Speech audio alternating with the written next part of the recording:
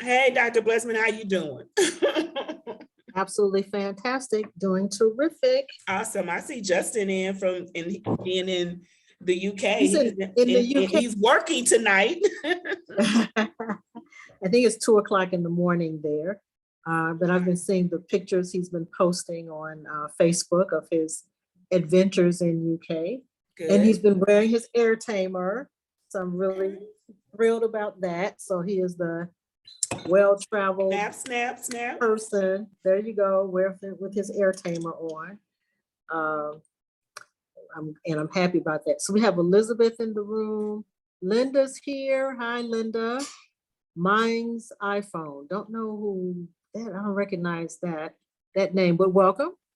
Welcome to our group. Naomi, Nia, which is Purpose. Rashida, Dr. Cato's in the house. Whoopee. Sandra Cato, Sharon Skoronsky, and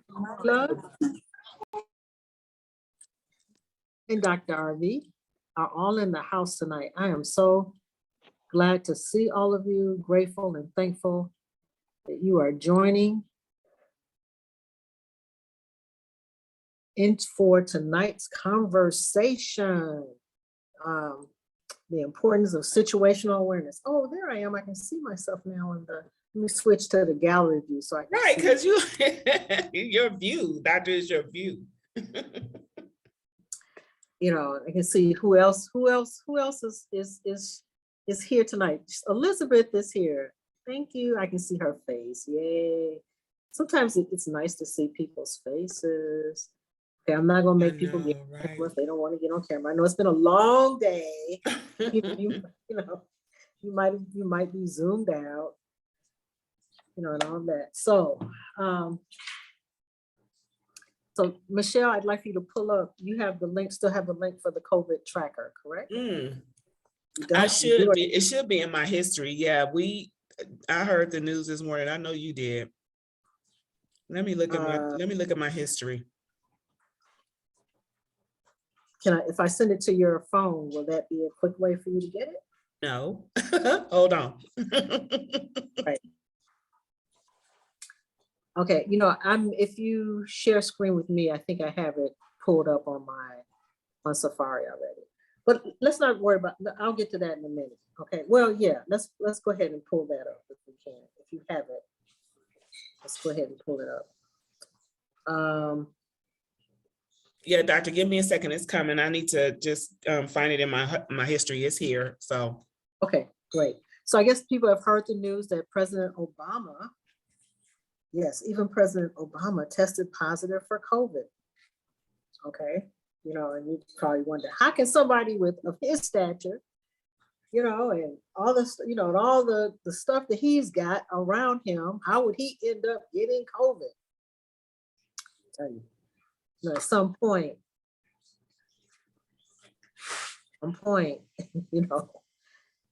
this thing is, I'm not convinced that I might not even get COVID. I'm not convinced that. I'm not trying to. I'm doing everything in my power to not get it. But this thing is a beast. So this is what we know at this point. BA2. The variant that we've been talking about, they're saying that it's now has an R naught as high as the R naught for the measles, which is 12, meaning one person can infect 12, or will likely infect 12, which makes it, I think they're now saying that it is the second most contagious. They're still kind of putting it behind the measles, but it's making it the second most contagious virus in the world right now. So there's some things to be concerned about. We know that in the UK, most of the current cases are now due to BA2, Omicron BA2. Hospitalizations are going up. Infection rates are definitely going up. Hospitalization rates are going up, and they're watching closely whether the death rates are going to go up or not. So remember, several weeks ago, we've been talking about BA2. We started talking about BA2. We started talking about that it was too early to give up the mask and to give up our protocols, even though people were, the government was saying, oh, you can take your mask off and you don't have to, worry as much and don't have to do as much. They were reducing the restaurant mandates and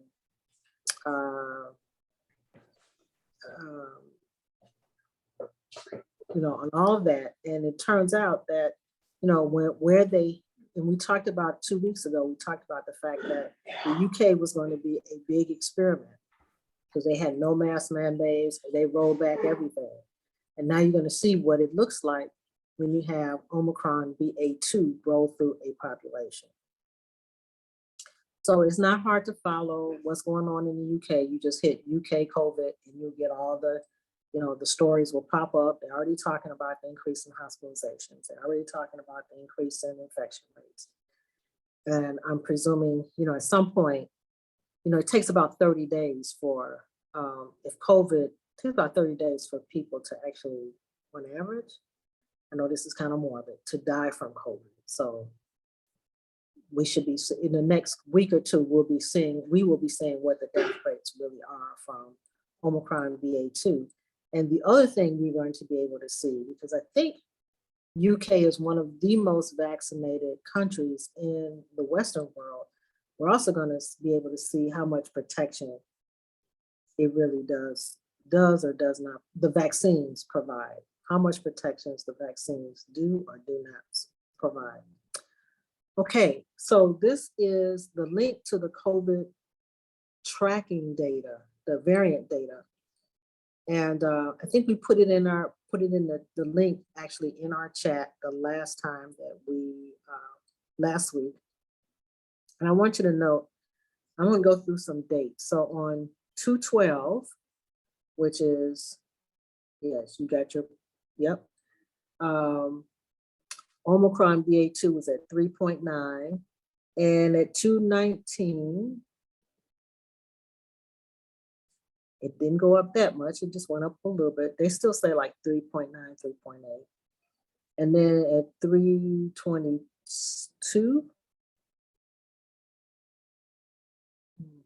326. I'm sorry, 2/26. Mm-hmm. It went up to 8.3. And so, Doctor, just let me interject. So my system is slowly, okay, this website is lagging. So this, to me, I would say people are looking at this tracker. A lot of people are looking at it right now. Probably. Mm-hmm. Probably. Because I'm lagging. Right. So at 3.5, it went up to 11.6. Remember, I kept saying, watch out when it starts doubling. So it doubled from 219 to 226, 226 to 3.5. It didn't really double. It went up some, but not a lot. But 312, it doubled again. Well, almost, yeah. This last week at 23%. So it will fast, so we're looking at whether this one becomes the most predominant variant in terms of infections. And we'll know that in the next couple of weeks. If it continues to double in the way that it has been going, we would think that by the next reporting data, 3/19, we'll be up here somewhere. It'll be like 46%. Yeah. And then by 3/26, it may be the majority of cases. Right. Because it's by R naught. So it's one person can infect 12. So we might be like way up here. Right. Mm-hmm. And it may happen faster than, it ramped up kind of slowly and then it'll take off.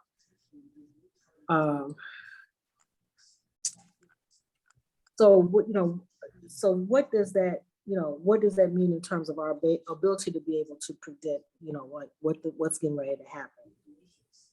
Okay, so far I'm thankful that this group, consistently has said, I'm not giving up my biosafety protocols. I know I'm going to keep my mask on. I know I'm going to be doing what I've been doing and be more fervent and particular about it. And, no matter what is going on, what other people are saying, or what even our government is saying about taking our mask off and all that. I want you to note that the airlines were supposed to stop the mask mandates on March 18th. They have now rescinded that, and they're not, they've postponed the possible rescindment of masks until April 18th. Well, they're not going to rescind them on April 18th. No, they're not. That this was just a way, they've been following the spread of Omicron too. So, Right. BA2 rather, they've been following that as well. So they know better, and all I can say is, I'm just thankful that this group knows better. Did I want this to happen? No, I didn't want it to happen, but I just said, we ought to just be a little bit cautious and just take a look at what is the data telling us before, let the data drive our decisions about our protection rather than economics or, political, politicians who are fearful about their poll numbers or what have you. The data, and the data is right here in your hands, so to speak. You have access to the COVID tracker. You can take a look at, what the predominant spread is. And you can take a look at, there's also trackers that look at infection rates, that look at death rates. Washington Post does death rates, hospitalization rates, and infection rates all the time. So in terms of being able to predict what BA2 is going to do, or what that's going to mean in terms of how it's going to hit us in the United States, by April 2nd, they should have a more accurate picture regarding hospitalizations. Like how frequently does BA2 actually cause people to go to the hospital? And they will also have, and as I mentioned before, it takes about a month for people to die from COVID. So by April 16th, we will have a better feel for, is BA2 a more deadly version of the virus than the other versions? Anything before that, people are speculating. They think, or we surmise, or we anticipate, or we suspect. Show me the numbers, show me the data, and I can tell you from just looking at the past and looking at how the data kind of rolls out, it takes about a month after it becomes prevalent, for 3 weeks to a month after a variant becomes prevalent, before they really know what the death rates are, and before they really know what the hospitalization rates are, and before they really know if the vaccines provide us any protection or not. So I'm just trying to keep it real, keep it 100%. That's all. So what does this mean for us? As we live through this pandemic, as we live and thrive during this pandemic. And so what it's going to mean for us is that it's going to be left forgiving when we make biosafety mistakes. Mistakes that we might have made, a couple of months ago, it might catch up with us at this time. So I'll give you an example. My husband, let me see, is he here? Now I'm talking about my husband again. No, we had a conversation. It was kind of a pointed conversation, but it was a conversation nonetheless. So, he went out, he went up north, he drove, and he went to go visit a friend and drop off something. And then he decided he wanted to drive through our old neighborhood, and I'm like, okay, well, that's a good thing. You drive through the old neighborhood, go to the spots that we used, because we used to live up, in the neighborhood up north where the friend he was visiting. And so he saw the old coffee shop that he used to go to.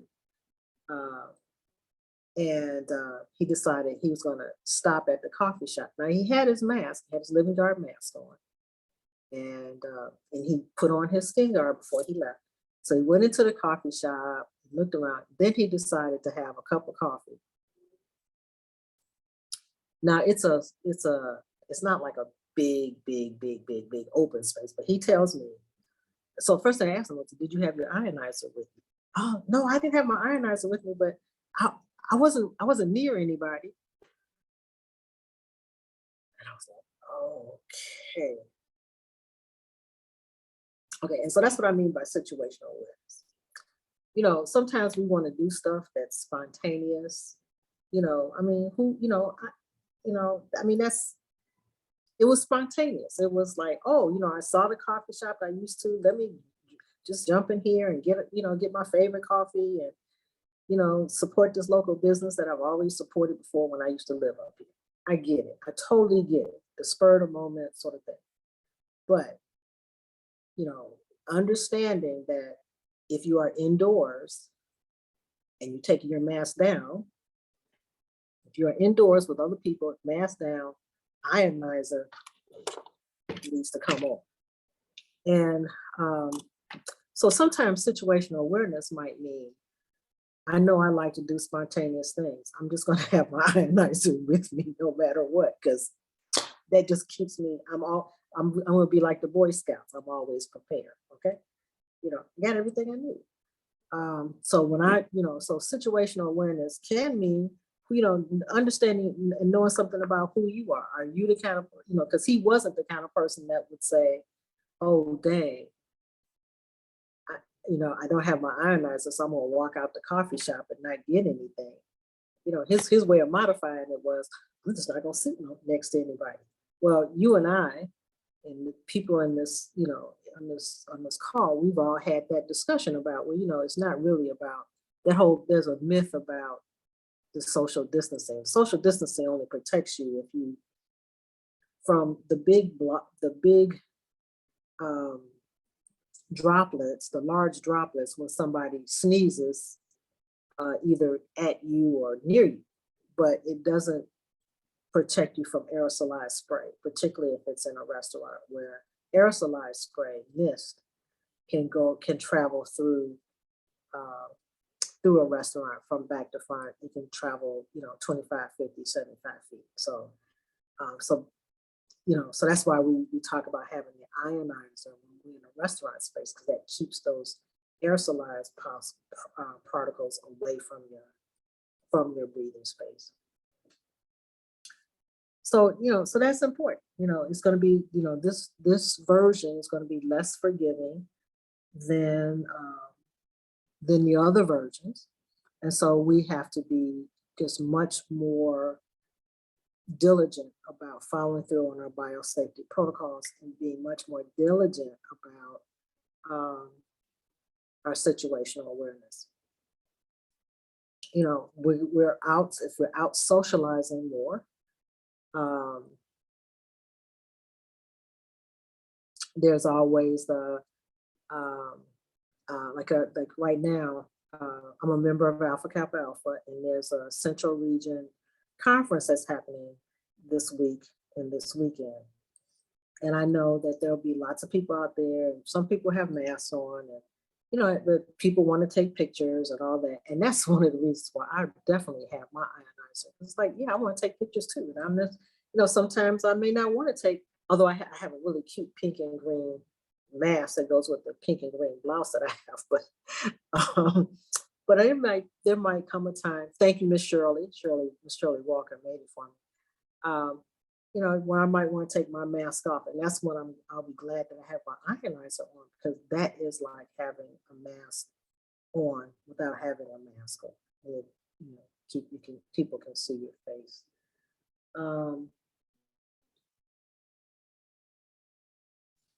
Okay, so we have, I want to see at our participants. I know we have Justin from the UK, who is in the UK right now. I don't see Patricia today. I don't see Patricia today. I get a little bit concerned about because of what's happening in the UK. That first of all, they dropped everything. They dropped all the mandates, even the one about if you tested positive, you didn't have to isolate. which means that if you test positive, you can still go around and affect other people. You don't have to stay indoors or anything like that. The other thing that's going to be, and we already see the impact of that, hospitalizations are up, infections are up, and probably next week or so, we'll be looking at whether the death rates have also started to climb. Besides that, one of the other issues that are going to make the situation worse, and I have no idea how much worse it's going to be, is that we now have, because of what's happening in Ukraine, we now have the mass movement of people, millions of people, it will be millions. It's already 2.5.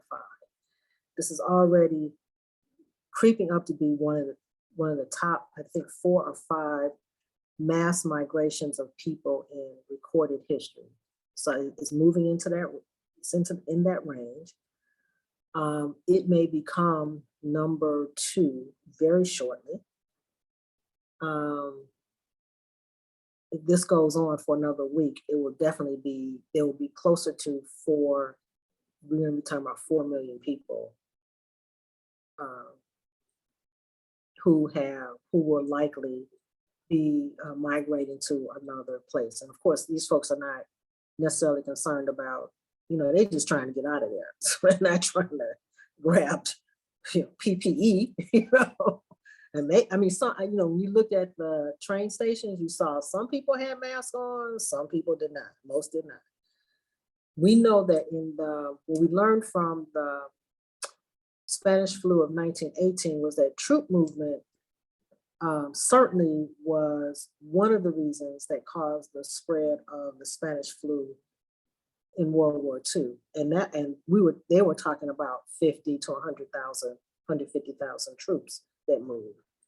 What is it going to mean when you have millions of people who are moving throughout Europe? And they're not just stopping at Poland and Romania,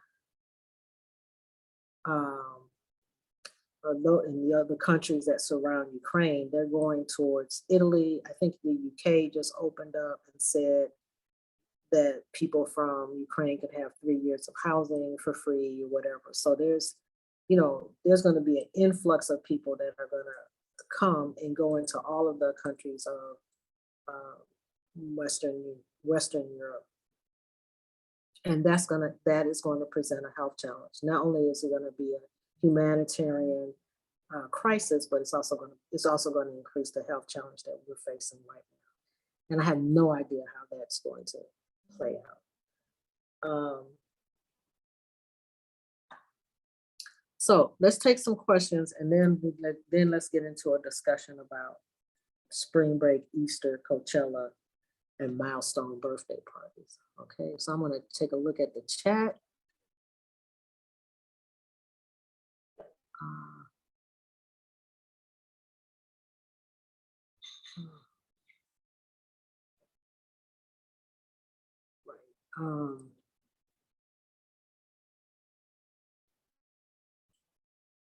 Okay, so people here. Okay, so the CDC tracker is up and it's in the website. I mean, on the chat, in the chat if you want it.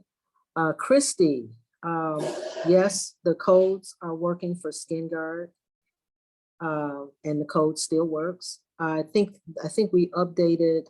Hopefully, I think Justin or one of our team members updated the websites with the correct link. When I went in, yeah, and thank you for alerting me to that, because I wouldn't have known unless you told me. And then when I went in, when I went into the website, I got exactly what it was that you were describing. That it was saying code was invalid, blah blah blah. So, oh nope. And I had another link that I'd been using and sending out to people. So I just asked I know that other link worked.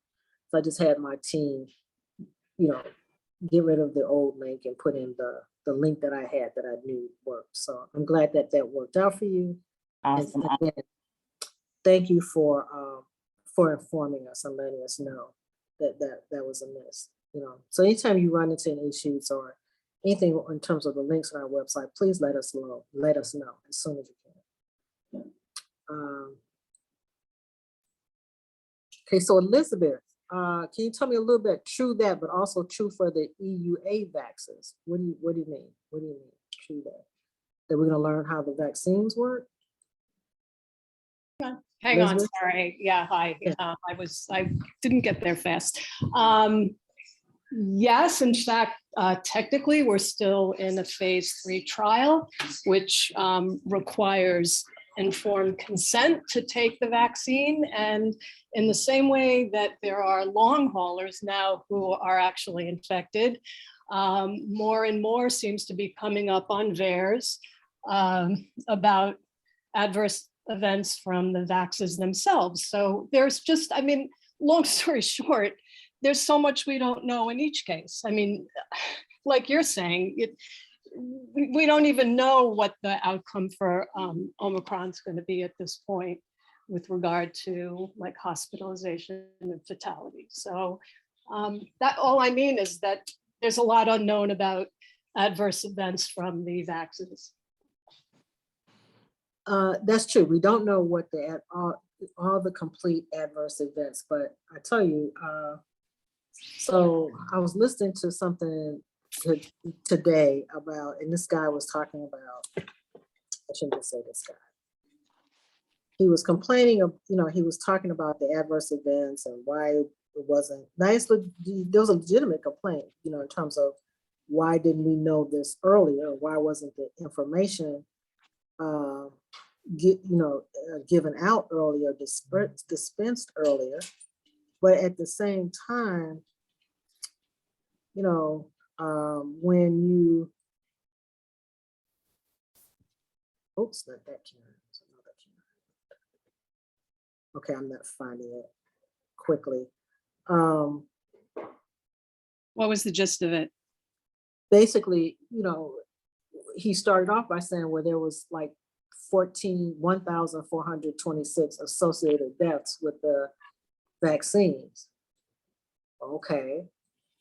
But you compare that to getting COVID, where there were millions, you know, if you get COVID, you know, and then there were millions of, you know, I mean, come on, you know, it on some level, it's Yeah. like Well, I've also heard it said that the reported events for the reported adverse events for COVID are more than 30 years combined that preceded COVID, and that it's seriously underreported because physicians fear for their licenses, and that some have claimed even as low as only a 1% reporting. So, you know, it depends. I don't know how to verify where the truth is anymore. Well, I know that Pfizer has been ordered by a Texas judge to release their data, but I think what's happening here is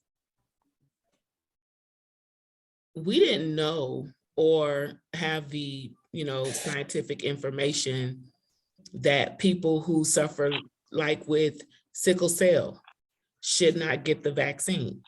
And that wasn't communicated. What was communicated in 2020 was everyone can get a vaccine, stick your arm out, you know, and that wasn't necessarily the case. Exactly. So I don't, you know, we have, when you deal with populations, you know, populations of people and demographics where, you know, they don't read or get their information from reliable sources. They don't check their health status. I mean, there are so many variables, Ms. Liz, until statistically, you know, how would we get all of the true raw data? Because, you know, at some point, even having our small community of 25 people, we are in a privileged group. And because of our privilege, we are able to decipher the information, do the research, get the data. You know, we have doctors, scientists, doctors, master's degree folks in our community. And so we're really not a community of marginalized people when it comes to information resources. That's And my so- concern. That's exactly my concern, Mhm. because even if you're interested, maybe you work full time and you're raising a family, who has the time to take a deeper dive and look at actual research papers and the NCBI? And I just learned today, which many of you may know, that 50% of the FDA's funding comes from big pharma. So Mhm. basically, you've got the people who are regulating these Mhm. things funded by the ones who are making it. So yeah, Well, yeah, I mean, that's a big, you're right. That's like the big elephant in the room. So like one of the things that Dr. Blessman has said a couple of weeks ago, well, we have been talking about it, but Dr. Blessman has been emphasizing that we're not on a public health track. We're not on a public health, we're not using any of the tools in a public health sphere to deal with this endemic. We're being governed by economics and policy, politics. So with that being said, just coming from a social justice advocate persona, millions of us are being left out of the educational piece. You know, instead of opening our country up, we should have had some kind of national education toolbox where people can go and get the PPE, right? And so there's a place for conversation around transmission rates. There's a time and a place for conversation around hospitalizations and death. And then there's a conversation around education and thrive, we thrive, but surviving this pandemic. And no one puts the money in education. I mean, I can even go back to the grant proposal that Dr. Blessman and I wrote, and it was not accepted by the state of Alabama Public Health Department. It had everything to do with educating our people, all people. Everyone would have had access to this same information that we have on a more of a social worker outreach. Let's talk to grandma, let's talk to Big Daddy, let's talk to Uncle Buck, Chick, and all of them. We had that written out, laid out with Michelle, jobs. where was this submitted and rejected, and when? The state of Alabama, and they rejected us at last year. They said no. And I mean, it could have been for, after Michelle, you actually know that you actually need to file a complaint, and it needs to be filed at the federal level, either to the OIG, because that is illegal, because the money for COVID, and there was money that was earmarked for education, treatment, and all of that. Alabama just violates so many laws because you have to really be an activist. I know you're an activist, but everybody else there is not, and they just go along to get along. And it creates, the misconception. It's like, look at the people that you have running now. And I have a good friend. He's originally from Alabama, but he lives in Northern Virginia up here near me. And he's visiting Alabama, and he was just telling me about the candidates. And I looked at him, and it's like, your candidates don't run on platforms. They run on rhetoric. Who's your daddy? Right. Who's your mama and your daddy, and what church who's your daddy? Or just like what they're angry about with Joe Biden. They're not running on things that they need to be. So it's like I said, it needs to come from grassroots. It's like, it has to come from grassroots. And unfortunately, what we're seeing now in society, people are just not concerned about people's health and well-being. They're more concerned about the dollar they can make. So it's up to us, and just like Dr. Blessman, and you have this group, to educate ourselves. I mean, and you literally have to make time for it. You know, if it wasn't for this group, we wouldn't have this information, but you have to educate yourself because, you know, even, and you should know this, even our government, they don't really care about whether we survive or we die. You said it. Mm-mm. Christy, can you put her in touch? Can you put Michelle in touch with an attorney that is concerned? I know, like, I don't think the Institute of Justice in Arlington does that kind of work. It's more economic and small business oriented, but I can try to like find somebody to help her, but I mean, but Christy, I mean, you know what, at this point, because see, this thing is ticking up. So just let me just make this abundantly clear. We even invited the pastors. We invited 300, over 300, close to 400 pastors to our Zoom. And I refused to drop them at, you know, their email. So they get our invitations just like everybody else does. So at the grassroots level of people's understanding, they don't want the information. I had maybe 35 pastors out of 400 invitations across the South to go out. And at that time, their churches were closed, right? Churches were closed. And we were giving them some life-saving information for their parishioners. And they rejected the information. And so, you know, if you're not, and I said this on my Facebook page today, we don't have a spokesperson with celebrity prominence to talk about and educate our people in general, you know. But what I'm finding though, just by watching our social media pages,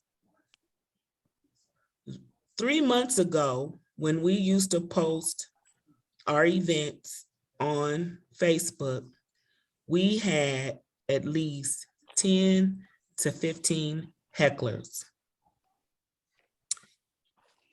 Over the last 2 months, I have been watching, and the hecklers are not heckling like they were. Like I probably get maybe one now. And I'm getting more diverse people following our Facebook business page. Justin monitors Instagram more than I do, but I watched the Facebook to kind of judge where people are with this virus. Like we know that I'm tired of it, you're tired of it, and everybody else in our country is tired of it. But COVID is not tired of us.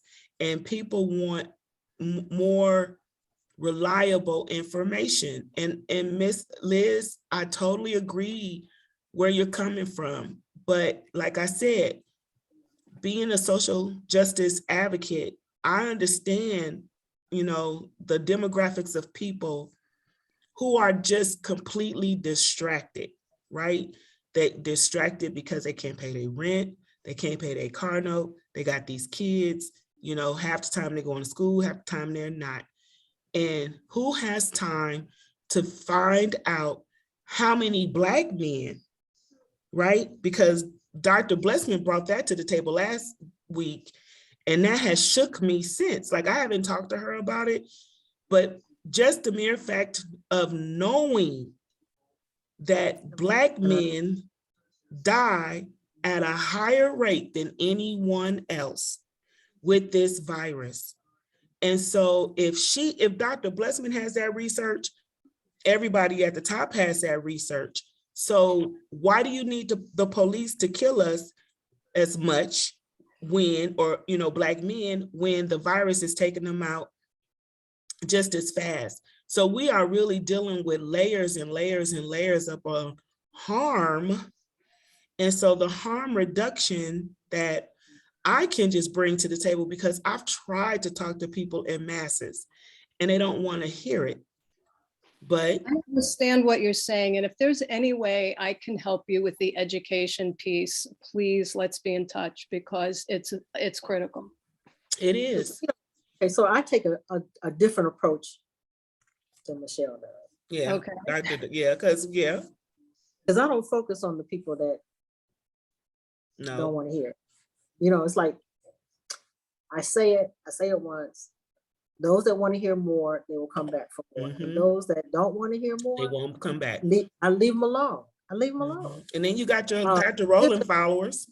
You know, that's fine. There's a Ethiopian proverb, something that goes something like, give people sound advice. If they listen, fine. If they don't, let adversity teach them. Oh yeah, I've heard that one. Well, I'm not talking about forcible education, but I am saying it's just people, there are a lot of people that don't know what they don't know. I mean, there's no exposure to other information. So in that way, I'm saying you have to, like they have to know that there's something to be known. Well, Right. that is Right. But, you know, I think that, you know, our country started at a vast disadvantage from the very beginning, you know, because there was no focus on anything, education otherwise. And, you know, when this first broke, you know, we had a president that basically said it'll be over with by spring and nobody needs to wear masks. I mean, that's what we started from. Right. So if you start at -100, and you try to, in terms of biosafety, and you trying to get people to get to +100, you got a long way to go on that. A long road to hoe, for a sure. long way. So, you know, I mean, we just now get into the, you know, just recently just get into the, you know, that you need to have at least an N95. You know, and I was saying that at the very beginning when we had before Living Guard was around. I remember in February of 2020, talking about the end of February 2020, I can go through my Facebook and pull up the thing I talked about. Here were some populations that needed to have N95s right now. The immunocompromised, people with heart problems, diabetes, obesity, people who were the caregivers in their house, and the people who cook for their households. Right. All those folks need to have N95s right now. Right. You know, if you have to, you know, if the country did not have enough for everybody, then here was, you know, the group. Okay, here are the main groups of people who need it. If everybody else has to wear cloth or something else. Right. But that wasn't even broke out like that exactly back then. Right. But Michelle, you and Dr. Blessman, and I think most of us go to church. And in the Bible, it says it's for a lack of knowledge that my people shall perish. And so I belong to a mega church here in Virginia, and they're opening the doors back up. And I have written my comments in because they sent us letters and asked us to respond and told them they did not need to be in the church. And most of my pastors are educated at Virginia Union Seminary. They have education, but they're not willing to listen, and they really don't understand the pathology of viruses. That's the biggest problem with people. And me as a scientist, that I learned old school, I learned in the classroom, and I did wet tissue culture. And people are reading the internet and think that they get everything. You don't get everything. And they got their PhD. In the internet. And that is what's making our people, a lot of them, be ignorant because they think they're okay as long as they got a cloth mask or a gator mask on, and you're not okay. Yeah. Right. Right. And, you know, so, you know, all I can do is, like I said, all I can do, what I have done is in your sphere. Like, for example, I was so out of shape, and I said, okay, I got to get this, you know, I decided I was going to do something about my COVID-20. So the guy that does personal training for my son, he's decided he would give me some hours. So I said, okay. And I noticed he had on just a cloth mask. So I said, no, you really need to have this kind of mask. And I showed him, and I started talking to him about it. And I find that And he's gonna I ordered one for him, and he's gonna, I'll give it to him. But sometimes it's not about, it's the people in your personal sphere. You start there, and those that will listen will listen. He got the skin guard because we talked about how, he's handing things to his clients. They're sharing equipment, whether it's the kettlebells or the weights or, whatever. And I say, so between your hands, if you've seen 5 people before you get to me, that means you've been in contact with 5 other people's hands and germs because you all are sharing stuff. Now I'm gonna have my skin guard on. Listen, Right. but you, brother, are not protected, brother man. Okay. Right.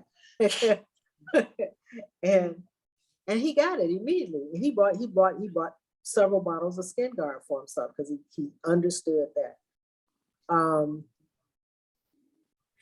Yeah, so I will get him, some got him I told him, I said, if you're gonna wear a mask, wear something that's really gonna protect you. And I sent him he can afford it. So I sent him the links to Living Guard. He said, okay, you should get this for you, get these for you and your kids, the sizes that they'll need, and that kind of thing.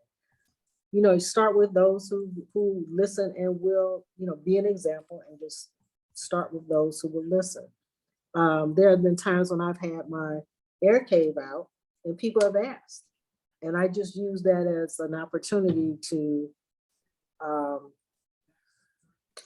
tell the story, that this is what it's for, this is how I use it, this is how it's come in handy. I tell them the airplane story, going out to dinner story, that kind of thing.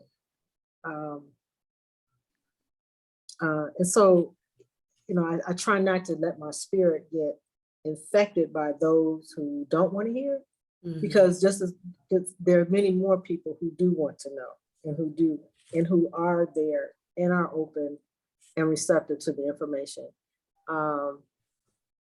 Especially when, and I always start with, I'm saying this because I love you and I need you in my life.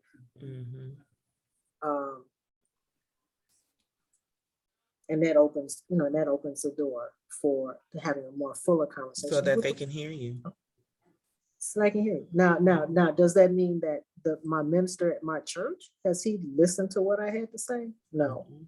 But I tell you what, the minister of music, he's been listening he may not be he's not on our Zoom, but he and I have conversations. Right. And I happened to meet him and his family when we were at the airport in Boston.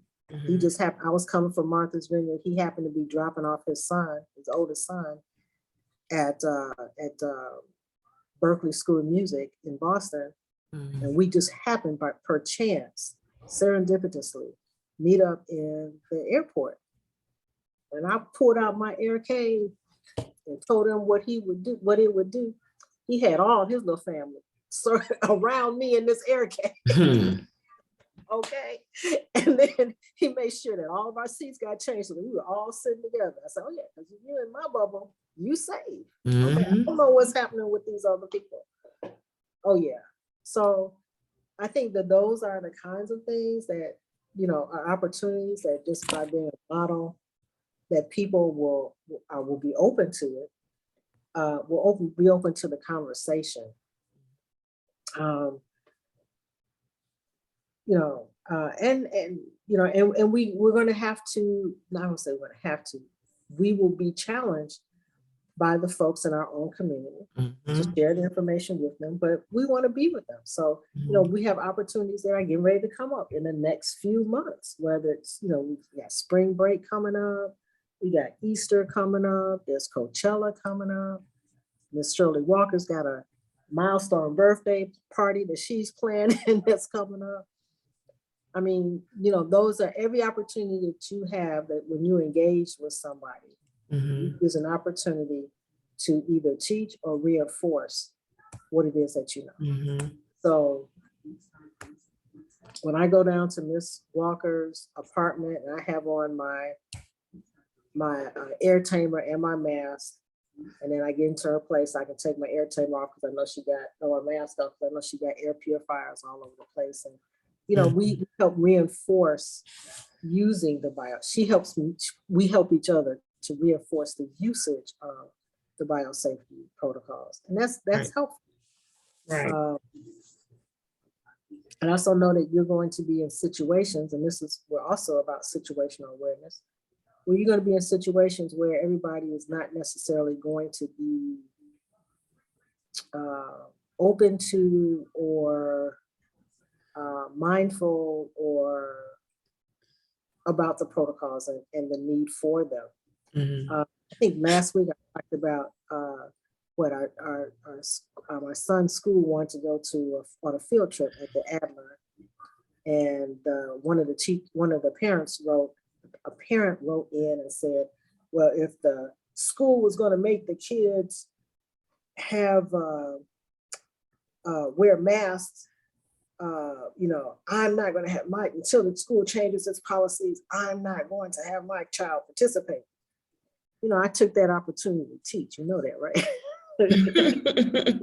Because he sent this notice to all 75, you know, all 75 parents. So I took that opportunity to teach. And I talked about, well, if you go onto the Adler website and look at their COVID safety protocols, you know, Adler put in a air filtration system to remove viruses and other, you know, kinds of particles and to clean and purify the air. So that's one of the few places where they say that they're mask friendly. They don't care if people wear masks, but that might be one of the few places where you can go without a mask and be relatively safe, because they have done the air purification piece. But you have to go on their COVID, you have to look on their website and look under their COVID safety precautions to even read that or see that. And I don't know that he did that kind of or anybody really does that kind of a deep dive. Right. And then that gave me the opportunity to talk about schools and about how if you want your kids to be mask free, then there's a simple way to make that happen. Well, it's simply said, but it's not necessarily simply done, and it's not going to be cheap. You basically put in good air purification in the schools. Okay? Then your kids can go without a mask. Air purification and having clean air to breathe has been, even before COVID, they have known that kids do better cognitively when the air has been purified. Kids with asthma have fewer asthma attacks. Allergies go down. Their ability to reason, synthesize information, reaction times increase. I mean, there's a whole, you know, they've done all kinds of studies about just the benefits of purifying the air in classrooms. Okay, and this is before COVID. Okay. So purify the air. Now I'm gonna tell you why they're not. Okay, so that sounds like a simple solution. Why are we doing it? Okay, I'm gonna tell you why they're not doing it. They're not doing it because you look around the United States, you know which classrooms and which school buildings have not been adequately maintained for decades. On decades. Okay, so the cost, so it would mean that they would have to spend more money, okay, to remodel, upgrade schools to even get an air in under-resourced communities to get them up to speed. That's why they didn't do it. So, so I'm like, okay, yeah, I don't want my child to wear a mask either, but I also don't want the kids that at 76 and Loomis on the south side, I want their buildings to be clean and free and air purified, just like Peyton or Walt or Whitney Young or one of these other schools on the north side of Chicago. Okay, come on, so what can I say? But anyway, yeah, that was an aside. So, yeah, but I use that opportunity with the school and with the teacher, with the parents of that school to teach. It was a teaching moment, and then that one of the parents decided, well, I'd like to, this is a great idea. We should also have lunch after afterwards for the kids to get together and have lunch after their field trip to the Adler. And then I suggested to them, okay, well, there's a restaurant called the Burger Bar that's right near the Adler Planetarium, and they have air filtration systems in their restaurant. So it is probably one, because I don't know that everybody has ionizers. Everybody in my child's school has ionizers. So, but that would probably be one of the safest places to go and have lunch. Plus the food is good. And it will be a safer place to go because they have the air purification systems in there. That simple, just making those statements and putting it out there. And then talking about, you don't know who lives with who. You don't know which student that's out there that might be living with somebody that's immunocompromised. You don't know if that student's living with grandma who's got some, high blood pressure or whatever. You don't know. There might be even a student in the school that might have cancer or whatever. That's right. You don't know. So why not try to choose activities that make it as safe as possible for everybody? If you solve for the least, you kind of solve for everybody. Exactly. And you know what, that was how I understood social justice advocacy, because when you do for the least, it covers everybody. It covers everybody. But Michelle, that's when we didn't live in the me-itis society. Oh, yes. So we're in a different time zone now. It's everything has transitioned. You're talking about in the past. It would be wonderful if people just cared about people, but I can honestly tell you, people do not care about people. Well, that's one of the things that, that's a generalization.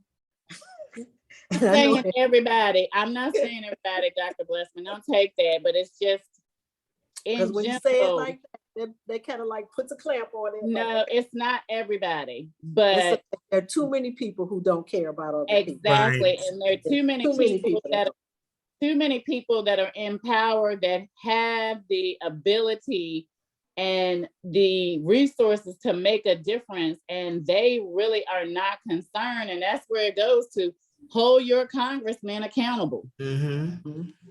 Like start writing them, start calling them, visit their offices, hold them accountable. Because they're getting ready to get rid of they've asked for COVID funding. So to be, that's going back before Congress. Yeah. So we've got a lot of comments in the chat, and I want to kind of, it's 7:50, it's almost 8 o'clock, and I kind of want to get to that.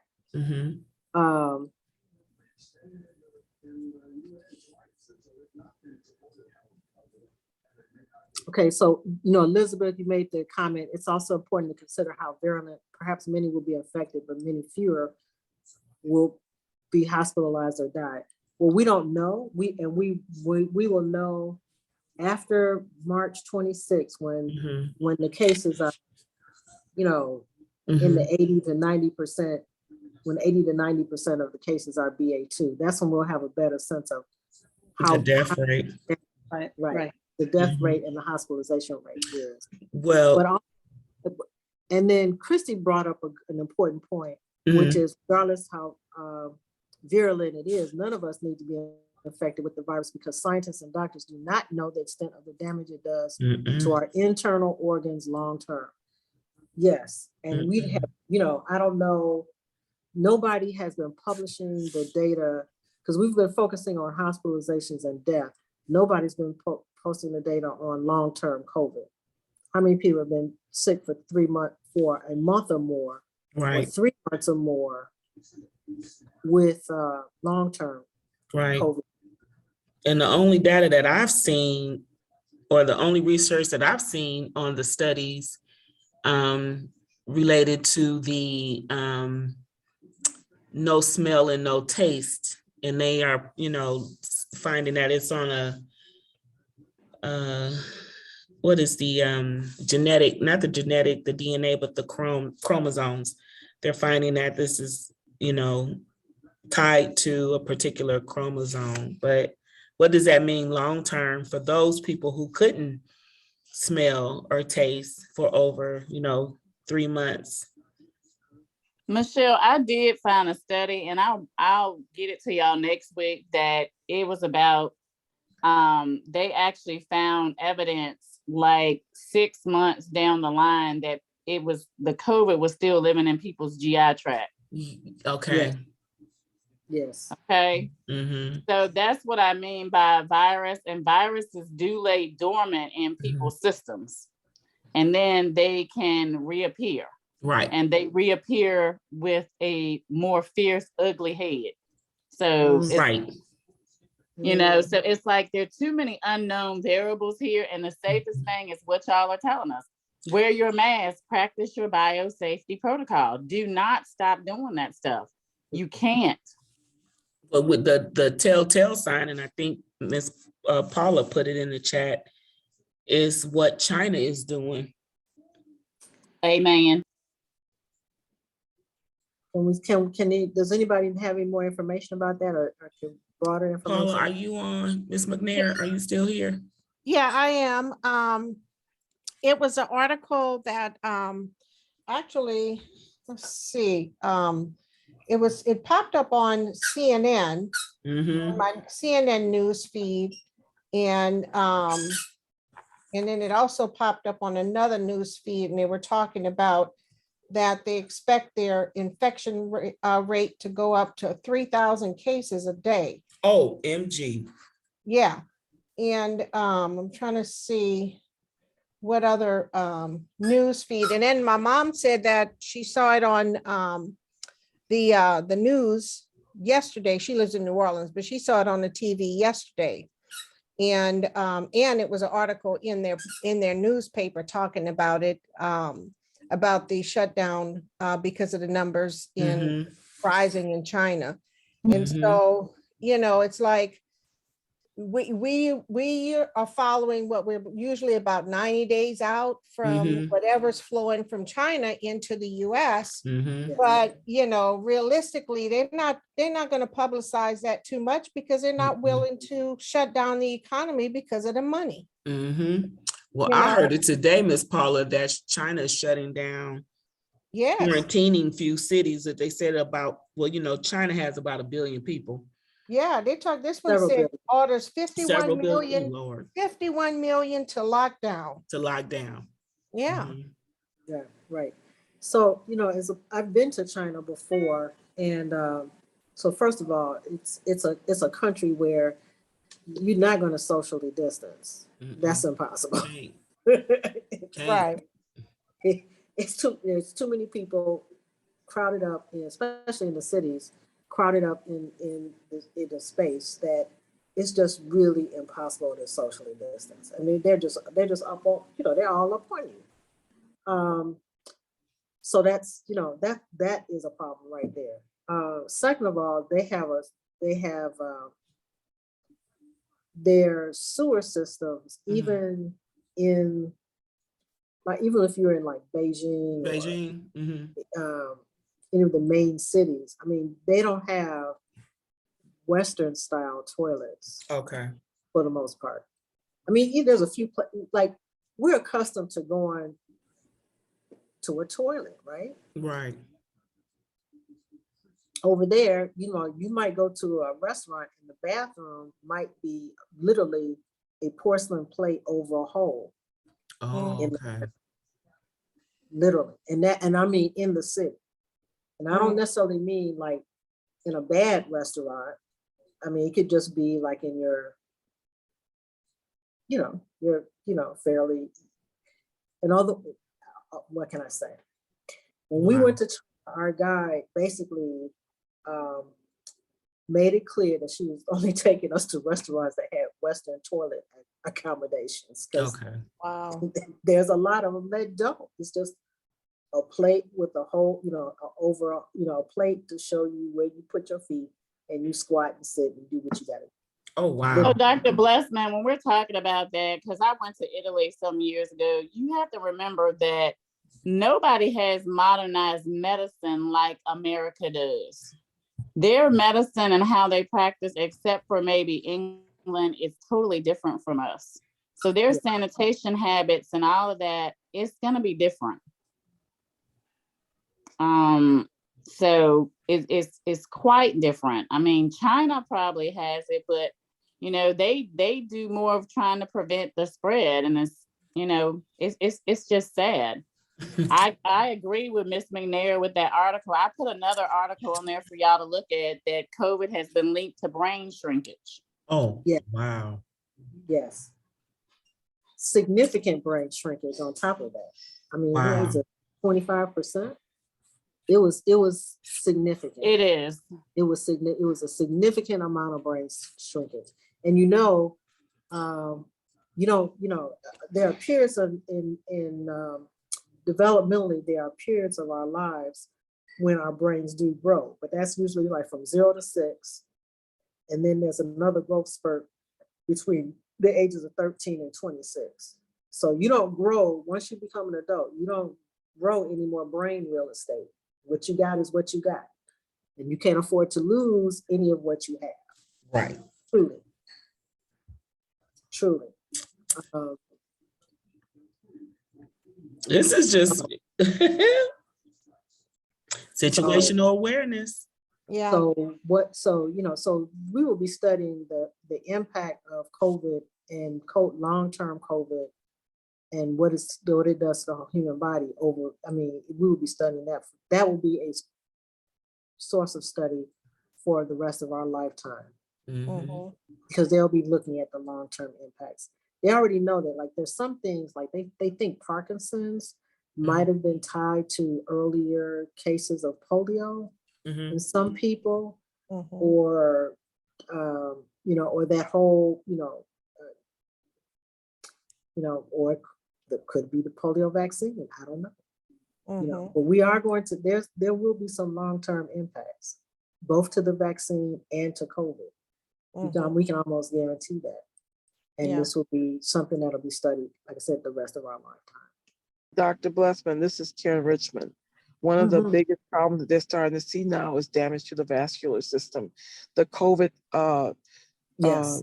the virus does not only attach itself to that spike protein, it attaches to the actual parts of the vascular system, and it's causing extensive damage in people, brains, the heart area, the whole vascular system.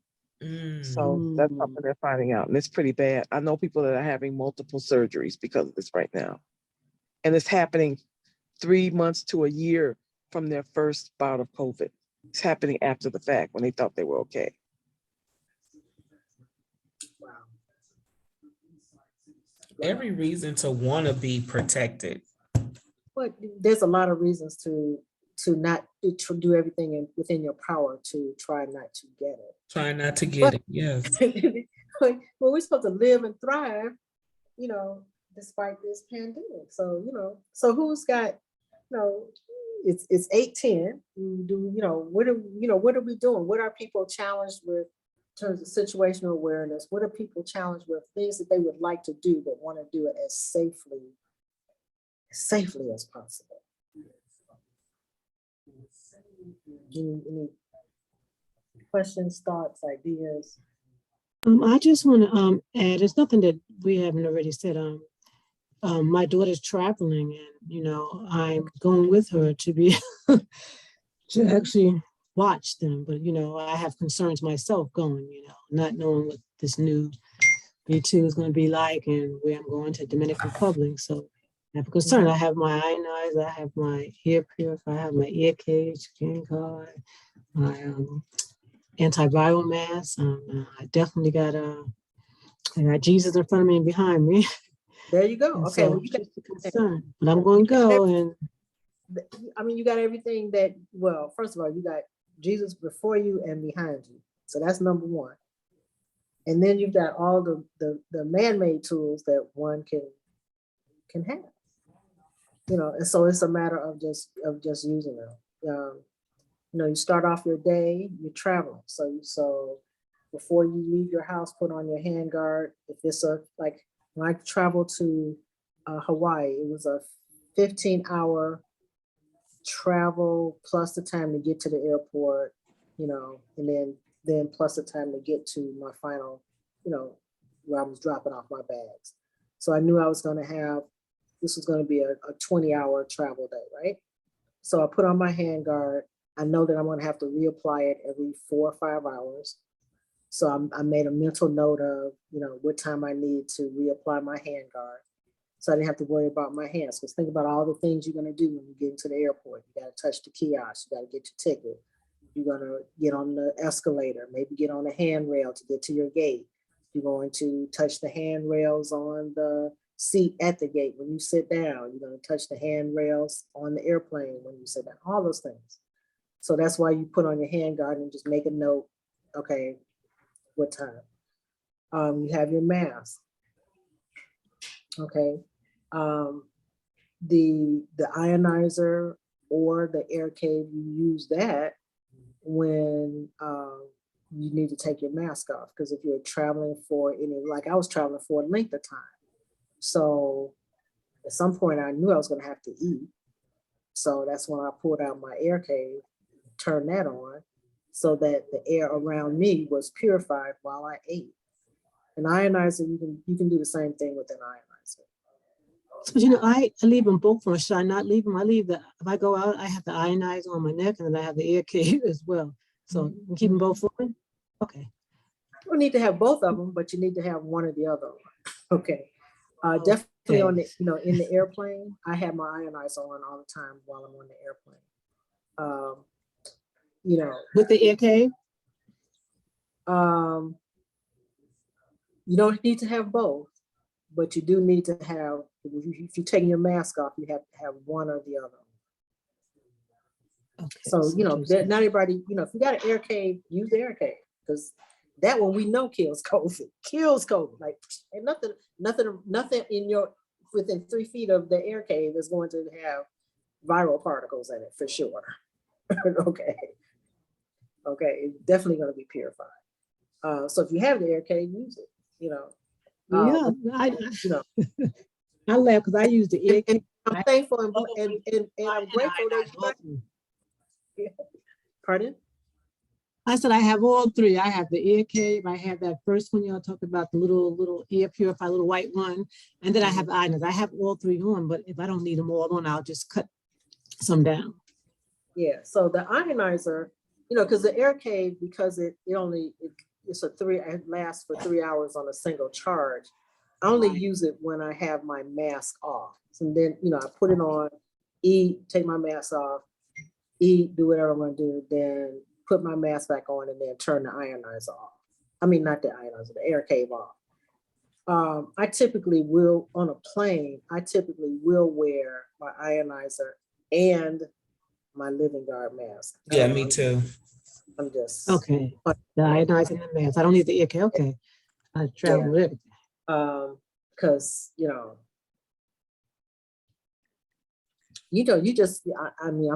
I was flying economy coach and people are like right next to you. I mean, like, they 6 inches away, so it's purifying. Actually, if you have the ionizer on, they're getting some protection too, because they're so close to you, so, like, that's why I like to have the ionizer on.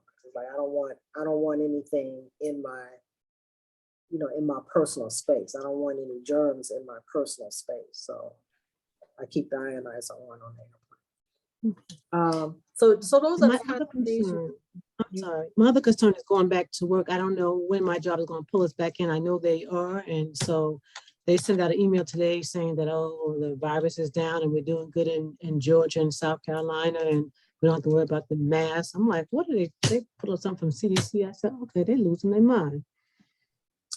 But that's because they don't know what you know. That's all. You've been, in a day or two, I say a day or two, in a week or two. Yeah. They have not been watching the COVID tracker. The airlines have, but, other folks may not have been watching it. And may not have known, not only not watching it, but they certainly, if they're not watching it, then they don't know the significance of what it is that they're seeing develop. Right. And you can ask those questions. Like you go back, I would push back, in The that. CDC has a map and it shows like the numbers are down, so they're thinking, I'm saying.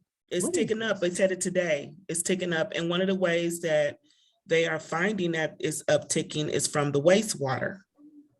Yes. So, you know, we had that conversation, their like sewer we are system. so ahead of the game in this community. Like I would be so sad if I knew you all weren't sharing this information, because you have the latest and the greatest. Like you are ahead of the news pundits, making sure. And I know that our community, you know, I know you suffer from They don't pushback, listen.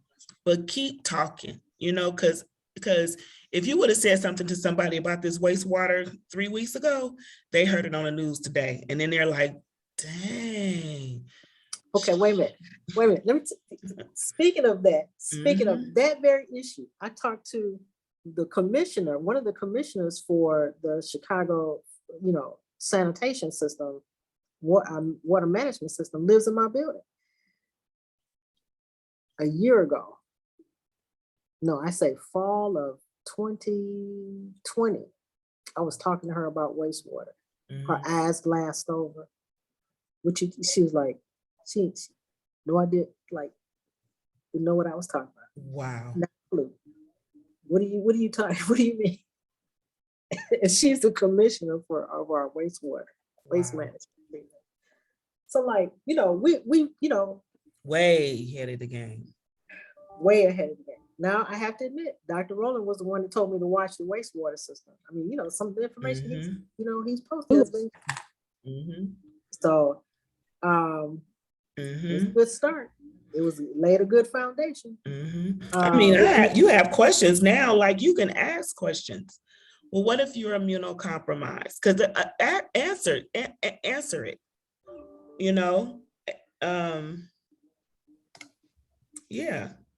I mean, you're so equipped, and I'm not saying that, you know, we use it as a weapon, but you're so equipped to make sure that they, if not change a policy, that they include in the policy, right? Because we know that your PHI is your PHI, and you don't necessarily have to share your PHI, but what if you're immune compromised and I go back into this office? What kind of risk is the company willing to take? Or for those who are immune compromised and you are forcing us back into the office, you know, knowing what you know.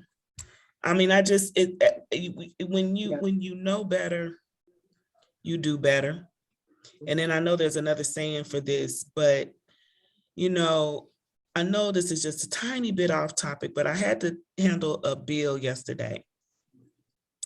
And I said to myself after I got off the phone with the conversation, because, you know, they want you to agree to their terms. And after she finished her terms, I said, no, I don't agree to your terms. And it just, that she really didn't even have an answer for the fact that I just did not agree with their terms, because there could be some other terms if I can have a conversation. And because I said no, there was a conversation and the bill got changed on my behalf. So it's when you know, right? When you can speak truth to power, when you can hold your own and information. So you're not getting, you know, the beauty of this community is our conversations are at the PhD level, because it's the wealth of conversation, the wealth of knowledge we share. It's all of that encompassed. So this is a night with my community.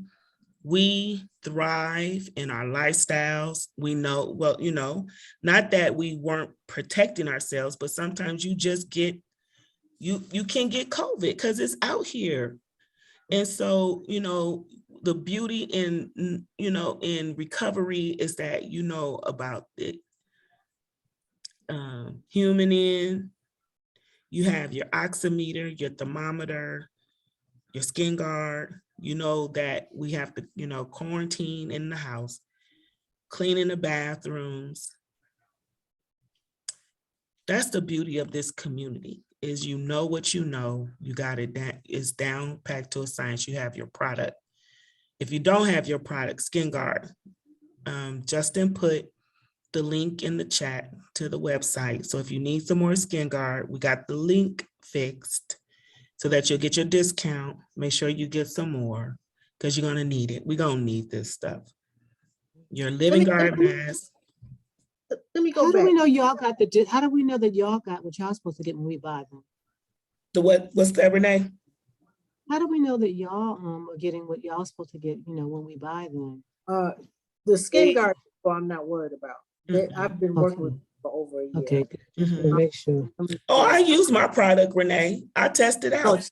Sometimes saying- I don't go with a mask with my ionizer just to make sure that I can tell people, you know, I am working in the doctor's office. Now, granted, I worked in the doctor's office without patients. This week, however, I'm working in the doctor's office with patients. So I do have my ionizer with my mask. But last week, I wore my ionizer without my mask and I had my Skin Guard. And so I'm taking some risks just to make sure that I can tell you this product, it works. I mean, I've been in some situations with my ionizer on and everybody got COVID except for me. Yeah, I remember you telling me that was something. You was in church, right? Mhm. Wow. And then and the person who was the spreader was all up in my grill, all up in my face, spitting, talking, breathing. And she was sick. I didn't get sick. So, you know, I'm not trying to be a guinea pig, but I am testing the product, but because shoot, I want to make sure it works. So that's the risk I take. And I can tell you, I was in a situation and I had my ionizer on and it was green. And the same way I came in is the same way I left. And I have been traveling. I have been to 3 different states that I have to work in. But I leave from Montgomery, I have to have a layover. So I have been to Atlanta, I've been to Charlotte, North Carolina, I have been to Dallas, Fort Worth, Texas, I've been to Lubbock, Texas, Marion, Indiana, Anderson, Indiana, Avon, Indiana. Now I'm in Lebanon, Indiana, Chicago. And this is all within the last 2.5 months.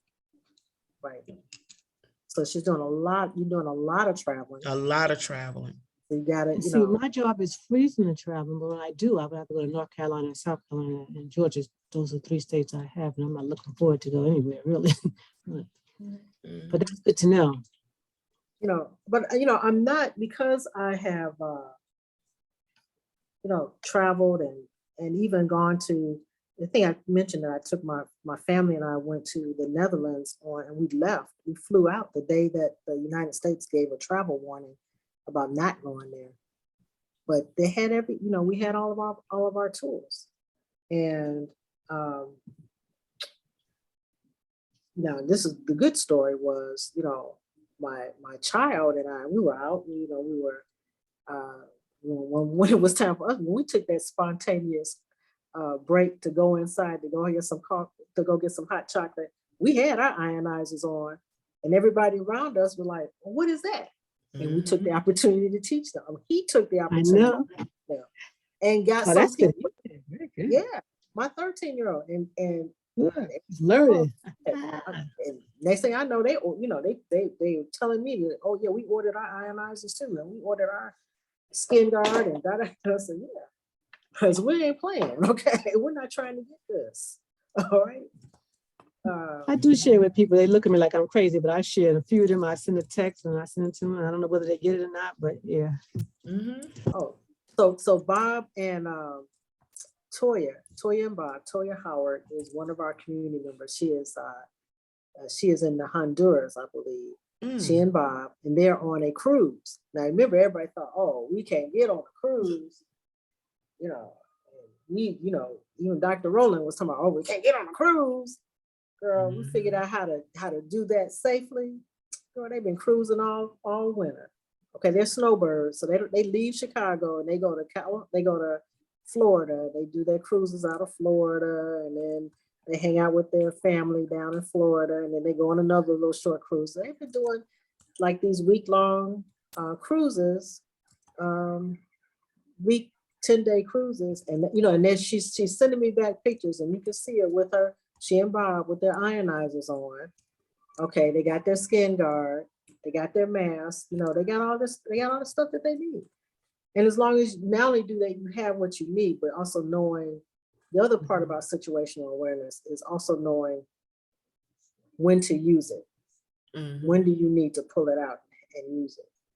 Now, most of the time, if people have it, they will use it. But then there are times when, like I told you about the time when my husband went to that coffee shop and he decided to have a cup of coffee even though he didn't have his ionizer. It's like,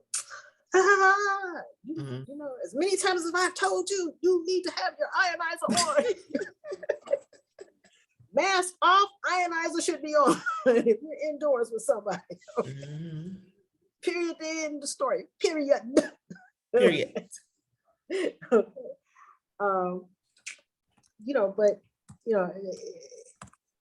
I know but I say it out of love for him, and he gets it, he knows it, he understands that he might be a little upset at the moment, but it's really out of love for him. I don't want anything to happen to him. I love him, and I need for him to be in my life. Okay. Right.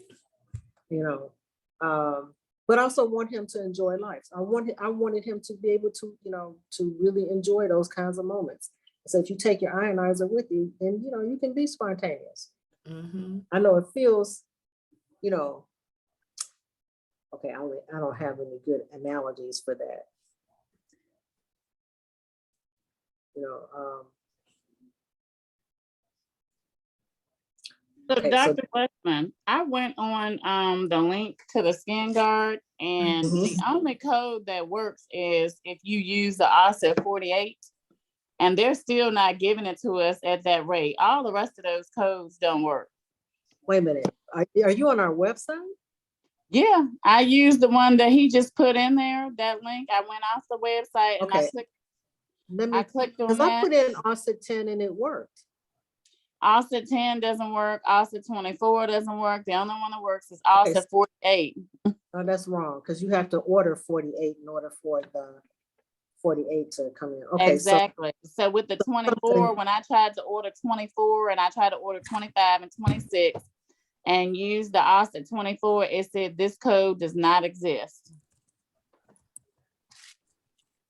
Okay, I will go on. Thank you for letting me know. Thank you. I'm sorry to be a bother, but I do need to order this. We need to get it right. Because I have to go We back. need to get it right. In the workplace, and I'm very concerned because we're not even social distancing, and now people do not have to wear masks in federal buildings. Ooh. Wait a minute, I thought, okay. I will call Alyssa it's 8:30. Yeah, if we get off before 9, I'll call her tonight. Can you give me your number, Ms. Watson? Can you send that to me? Sure. Because you commented about that last week, I believe.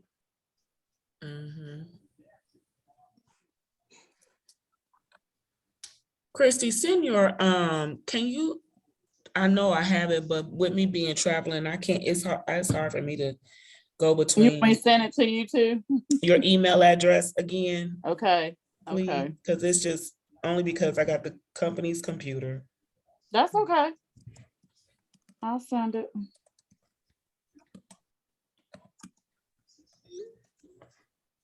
Company computer, 2 phones, a laptop. I'm like, iPad. I'm like, oh my God, it's just too many gadgets and gadgets for me. It's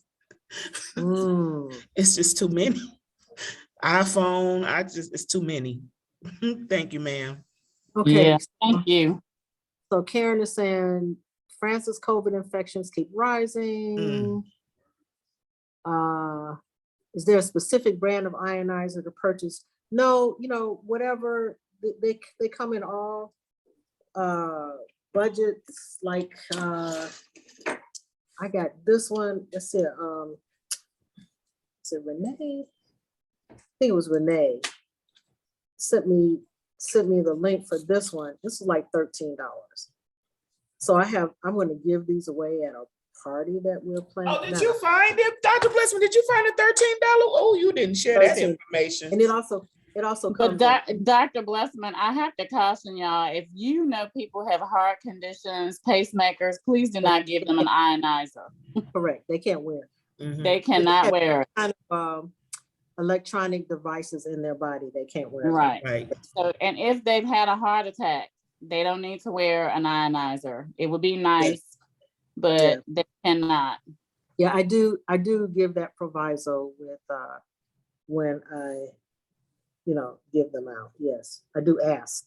No, I do ask all of this. But yeah, so they, there's some, like Michelle has one that's shaped like an oval, Mhm.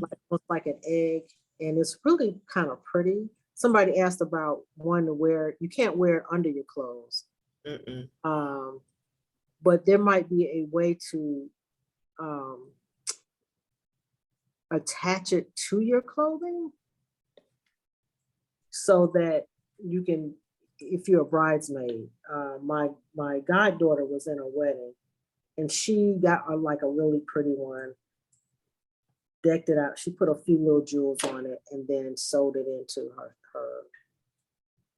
gown, and that's how she wore her ionizer for the wedding.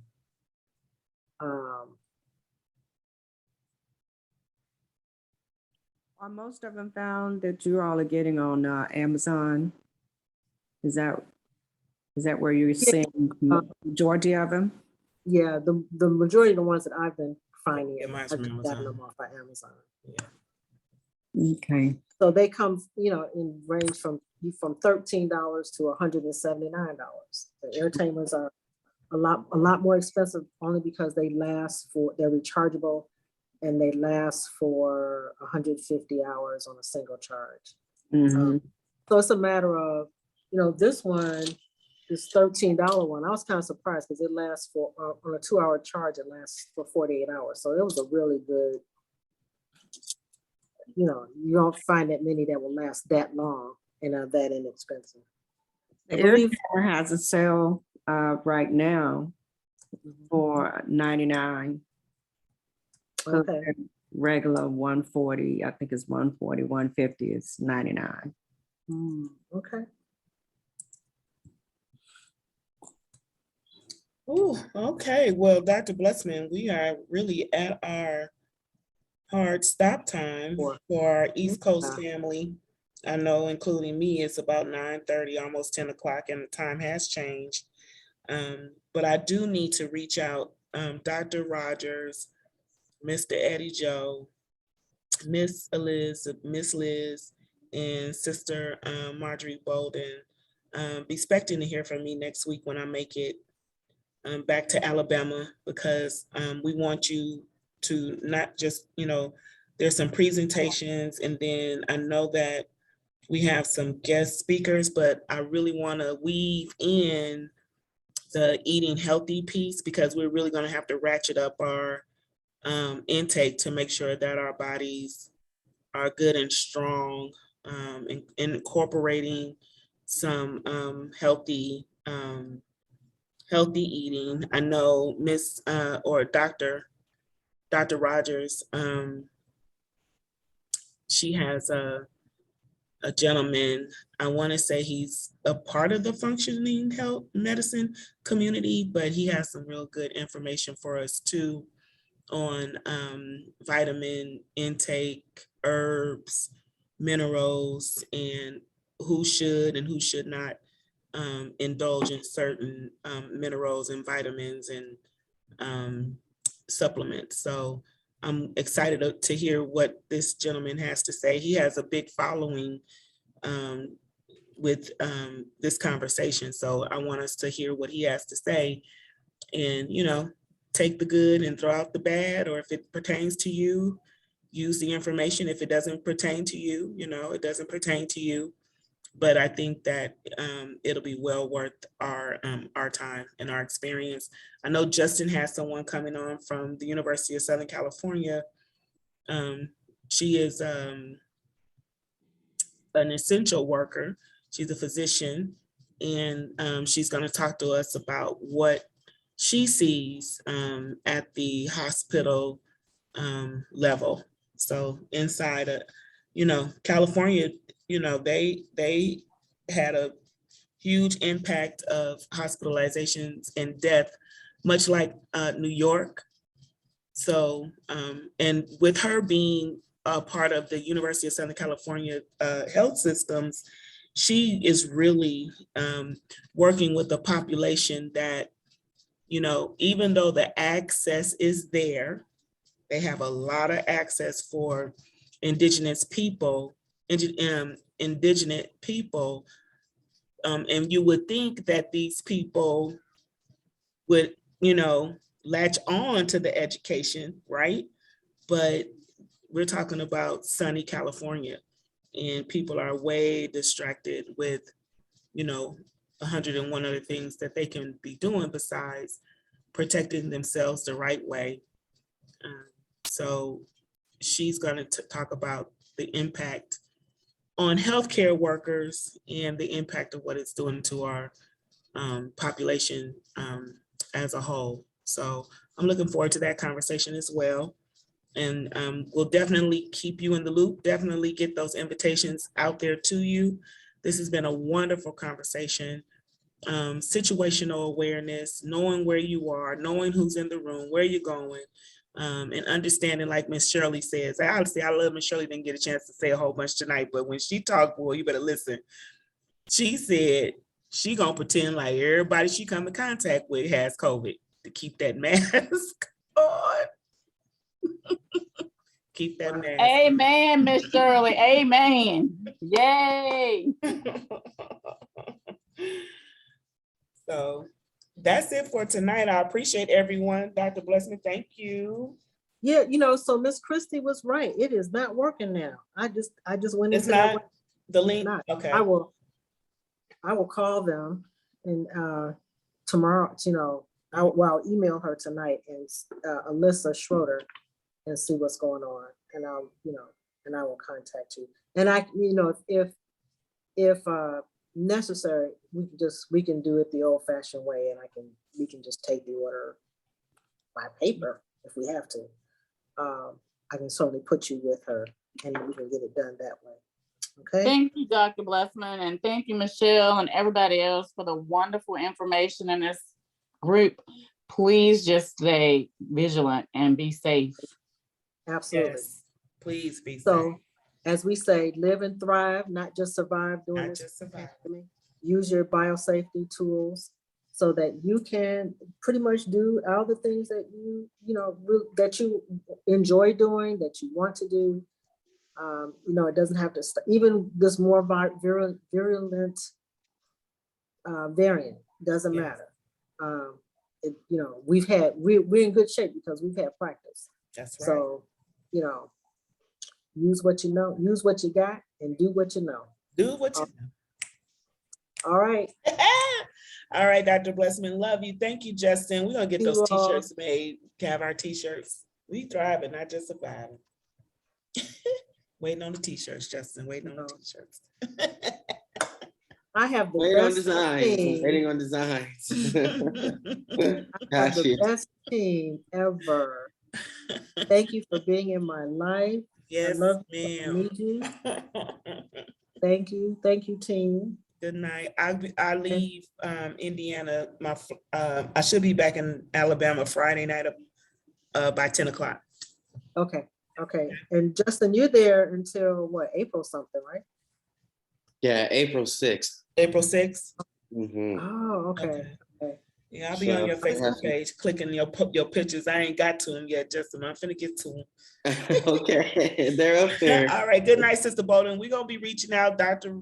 Rogers and Mr. Eddie Joe and Liz to get a So, line up. Michelle, real quickly, I got the site, but I have not been able to pull up that graph, so I must be doing something wrong. Did you catch the whole? If you click, I did. at the bottom, Miss Shirley, at the bottom it says there's a button. Let me see. Let me go to, because I still think I have it up. Okay, so Oh, yeah, let me go back. Can I go back? Is this Miss Shirley Walker? Uh-huh. I want to follow that graph. Yeah, I think yeah. I have my list together on what I need to do. Oh, okay, yeah, you I get your keep party going back together. and forth with this party. Okay, so look at, I want to follow these numbers. what is your, I'm getting ready to send it to you by text. oh, okay, because it says variance, and then you click on where it says variant proportions in the USA, in the US, and that's your graph. Okay. Variant proportions in the US, Okay. and that's where your graph is.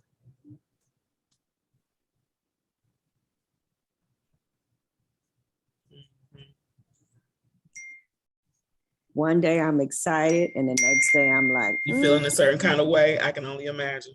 yeah. Oh, we And, can- I'm just, I don't know what to say. I know you're I'm feeling a still certain thinking kind it of way. through. So when is your tentative date for your party? June 11th. June 11th. So we have some time. Oh, yeah, you have time, Miss Shirley. My birthday is May 4th, but I moved it back trying to get the warm weather and the opportunity to for people to be outside if they need to. And I mean, you don't turn 70 but once. And Right. thank God I made it, right? Right. Yeah. So I just want to do something. You can have that. You can have that event, Miss Shirley. Don't renege. We just have to do your. We got to do Dr. Blessman right there. She's gonna be like, okay, when they walk through the door, which way we going? I will be your COVID ninja. Yeah, I mean, Yes. if you don't be there, the party's gonna be shut down. You need to block your calendar and don't come with no excuses. You have your COVID ninja at your party. Yeah, but we are gonna check temperatures. Okay. Yes. Temperature, skin yard. You know. yeah, iron out. I'm sending out, everybody has to have an ionizer, and I'm gonna have some extras. Yes, I think that's what I was thinking about, Miss Shirley. Like maybe it's just a good idea to get ionizers. Yeah. Yeah. And then And that's why I everybody, was so glad when Renee told me about those $13 ones, because I was like, okay, Okay, if we you didn't share that link though, Doctor. You didn't share that link. I yeah, will share that link with you. And you can text it to me. I will text it to you. You know, because this, that's, I was at a memorial service yesterday, and I just happened to have the black one in my bag.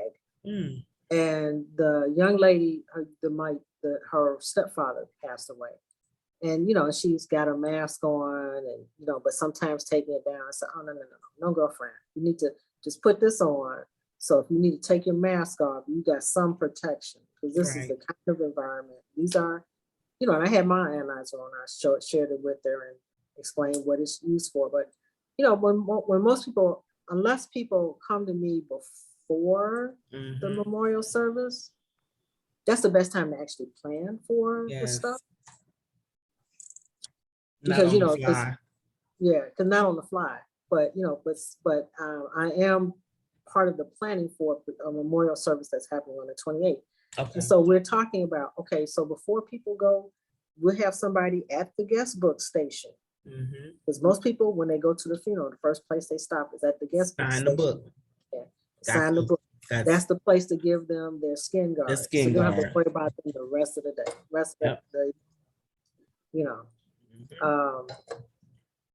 And then all my people are going to have ionizers, because it's a memorial service for an older person. I'll ask them first if they have, any electrical, equipment in their bodies, pacemakers or, what have you, because they don't need to wear an ionizer if they've got that. But if they don't have any electrical, anything that's in their bodies or anything, then they'll get an ionizer. It's, just an extra measure, extra precautionary measure. I know the people in the communities, my husband's stepfather passed away. And, in this community in downstate Illinois, they don't typically, they're not into wearing masks and doing the biosafety and all that kind of stuff. And he was concerned about, throwing an event that might turn into a super spreader event, especially when you have a whole lot of older people, older meaning over 60. His grandfather was 92. So we're talking about mostly people that are over 85 coming to this event, you know. So we will have extra ionizers, and we will have, we're putting together the biosafety protocols for the event now, because we're in anticipation of, what those numbers are going to look like by 4/28. Okay. Mhm. Okay. So, we see the numbers rising right now. So, and especially by next week, if it's anywhere up to 50, if it doubles again, okay, another surge is going to happen. All right, folks. Okay, Doc. Love you. I'll text you the $13 one. Maybe we'll hold on to that. Me as I well. think I we may should have probably to put try it on, some. put it in the chat. Yeah, next Tuesday we will. Okay, Okay. cool. Mhm. All right. Thank right. you, everybody. Okay, Take thank care. you, Doctor. I'm gonna end it now. Thank you, All right. Justin. Yep. Justin, go to Bye-bye. sleep. Night. Thank you.